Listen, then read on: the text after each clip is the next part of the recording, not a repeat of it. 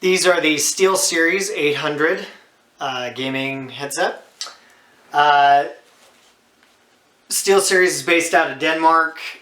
Good company from what I've interacted with them. They seem to make very decent quality gaming keyboards, mice, peripherals, etc. So it shouldn't be too surprising that they come out with a gaming headset, right?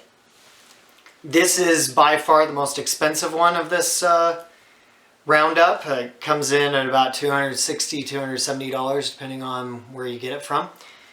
So yeah, this is probably going to have the most scrutiny because of that. So I'm just going to give you a heads up on that. I do take price into account, and that's definitely part of this review. So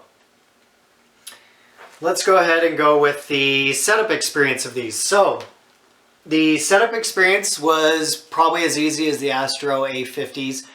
It's got a really nice little breakout box with a OLED screen, so you get a lot of feedback on it. It'll let you know what the volume is. Currently, you can set the source inputs on it, so you can have like a PC mode, an Xbox mode, a gaming mode. By far, this has the most flexibility when it comes to platform. This is fully compatible with all the major consoles from what it looks like. Very much compatible with PC through its 3.5mm jack, optical jack, and USB driver. Well, actually USB driver has its own issue, but we'll go over that in just a minute. So yeah, overall very nice setup, but no software suite to speak of. So this does not have a software suite to install on your PC. That's a pro and a con, but you'll see they made some very questionable decisions on the whole PC interaction with this headset. So as far as comfort goes, fits very nice. This headset, once it's adjusted, will not move anywhere. It's a very nice tight fit as far as that goes. However, that has some downsides. For me, it was way too tight and the cups aren't quite big enough for my ear. And so I felt like, first of all, it pinched my ears on the side, up top and bottom like that, back, which after a few hours really started hurting me. Again, I think I have fairly sensitive ears, so that's, a consideration. If your ears aren't bothered by that, maybe not as much of a deal. Or maybe you could get used to it. I don't know, I've never really worn headphones like this, but after about 2 days of using these, my ears were on fire. I could not wait to take these off.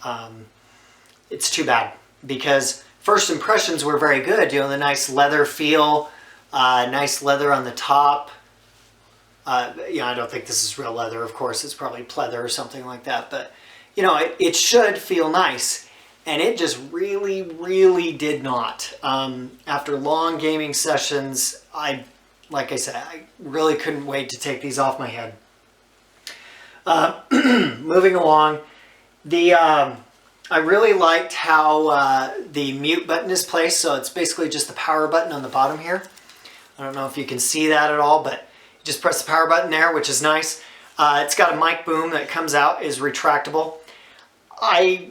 Sure, why not? I don't really have the big problem with mic booms that other people have that just slide down, but this wasn't a bad design, so sure, why not? It's got a 3.5mm jack on the bottom. Also got a microphone jack in there, I believe, for Xbox consoles. All right. The other nice part about this is the whole battery replacement. I'll go into a little bit more detail on that, but that's a really cool feature. The battery actually sits in the transmitter unit, and there's 2 of them, so you can always be charging. That is awesome. I really wish other vendors would adopt that model. So SteelSeries has really nailed a few things, and that's one of them. For some reason, these also sat strangely on my head after long sessions. Like, my neck started hurting after wearing these a long time. I don't know why, because they're not that much heavier than anything else in this roundup. So there's something about the balance on these, I suppose, that just sat strangely on my head. I tried adjusting them a few times, and again, after 2 days, my neck was hurting after wearing these. So I don't know what it is. SteelSeries needs to do something with the comfort on these, at least for me. Maybe for other people, they are perfect, and good for you on that. That's great. Comfort is a very subjective thing, so I can't tell you that they're uncomfortable if they're comfortable for you. So, but for me, just wasn't a fan. The audio quality was good on default, but I wouldn't say anything about these sounded mind-blowing. In fact, I'd say they were solidly competitive with all the other headsets I reviewed. The problem with that is these were almost $100 more in some cases, and even more than that in others. These should sound amazing for that price, in my opinion.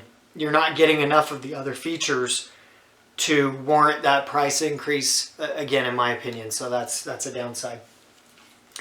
The other thing is max volume on these.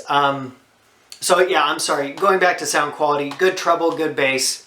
No huge complaints. Nothing amazing, but nothing bad either. So these are good sound quality headphones.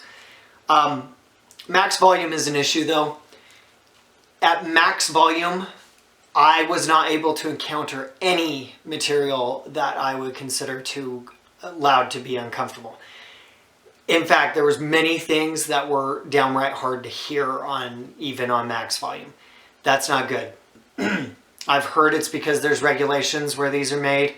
That might be the case. Whatever the reason, the result is the same, that they just don't sound, the max volume is concerning compared to some of the competition. So it's got USB optical, it's got USB or optical inputs or 3.5 millimeter for your computer.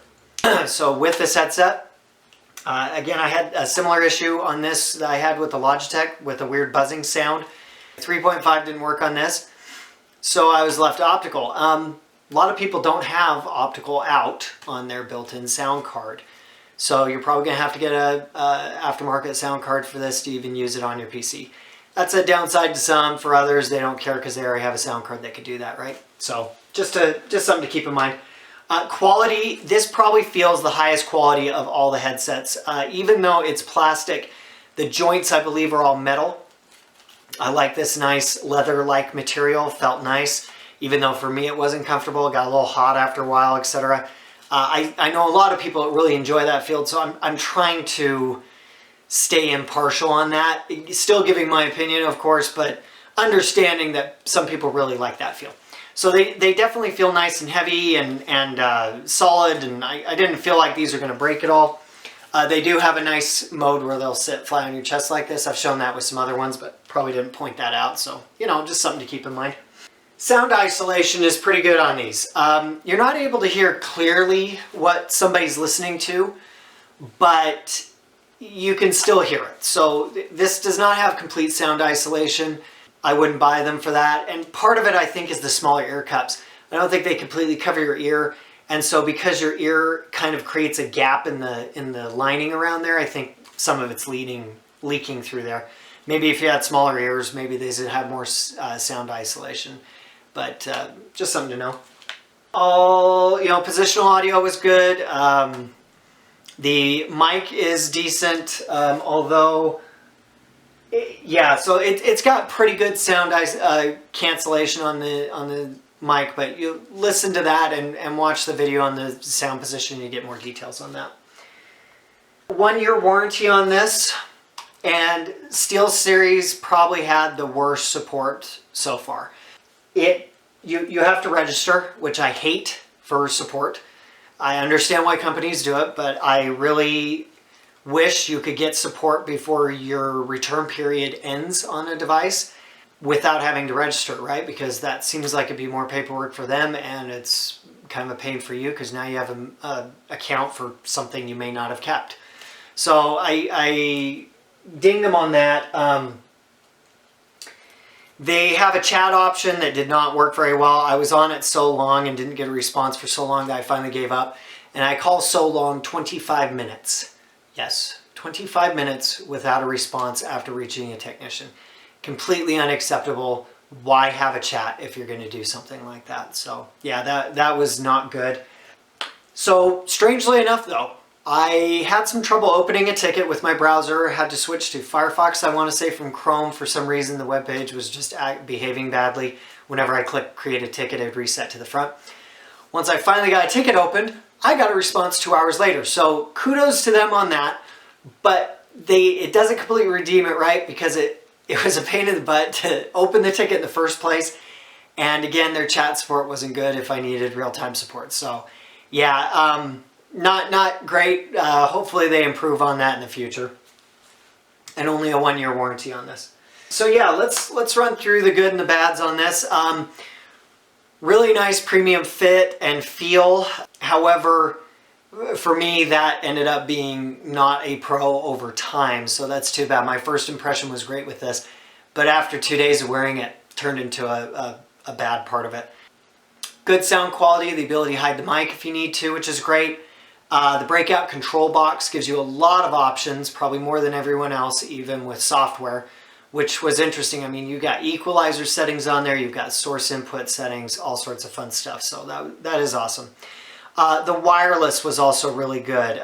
The range was really good, probably 40-50 feet. Nothing above and beyond the rest, but very solid. No issues, I would say. Good on them for getting that done. The charging is not an issue at all because you have the 2 batteries, and I even hesitate to talk about battery life because it's so good. So the battery life on the SteelSeries probably doesn't even need to be talked about because it's so good. No issues with battery life, 15 hours, and because you're always charging a battery, there's really nothing to talk about with that. Let's go ahead and do the, let's see. Yeah, so cons are you need a sound card with good optical out. So uncomfortable. The most uncomfortable headset after long-term use for me. Can't even, yeah, it was really bad. And not impressive enough sound for the price. That was probably the biggest letdown. So considering this is the most expensive offering, really the best thing it has to offer above the others I thought was the swappable battery, because the sound was the same and even worse as far as max volume goes.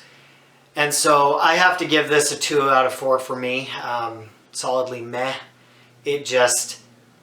It's not impressive enough for that price. The price is what, if this was a $160 headphone or headset, I probably wouldn't be as hard on it. But because of that price, I just can't justify it. So there you go. Hopefully that's helpful.